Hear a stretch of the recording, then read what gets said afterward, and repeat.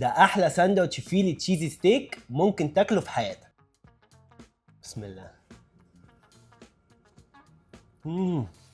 وسر صنعته بيبتدي بقطعيه اللحمه، وفي الوصفه دي انا مستخدم بيف فيليه اللي هو من عرق الفيليتو ومقطعها قطع رفيعه بالشكل ده. ملح، فلفل اسود، بابريكا، ورشستر صوص، ونقلب.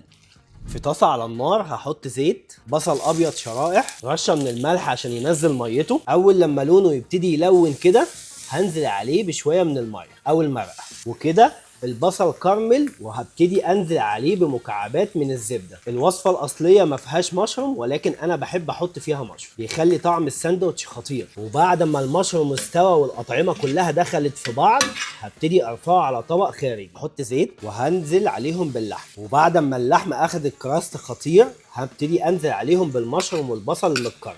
وبما ان الساندوتش ده غرقان في الجبنه فانا هحط نوعين جبنه مش واحده. اول حاجه الشيدر المطبوخه، ونقلب وهوطي النار عليها علشان الجبنه ما تفصلش زيت. تاني نوع جبنه المفروض نستخدمه هو الجبنه البرفلوني، ولكن انا هستخدم جبنه فلامنك، طعمها بيكون خطير مع الساندوتش ده. وهنوطي النار خالص ونغطي لغايه لما الجبنه كلها تسيح. في الوصفه دي بيستخدموا باجيت، بس انا برضو مستخدم نوع عيش تاني طري علشان خاطر يناسب كل الاذواق. زبده بدرجه حراره الغرفه وعليها توم مفروم ناعم، وهقلبهم كويس كلهم في بعضهم. هحط الزبده وابتدي ادهن اللقمه كلها، وكده جاهزه على التحميص. ونحمص العيش.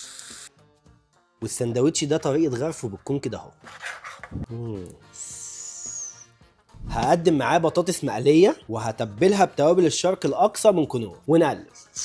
ونقدم العظمه دي مع المخلل السريع والبطاطس المتبله الخطيره. بسم الله. بسم الله. حلو قوي قوي بجد، لازم تجربوه.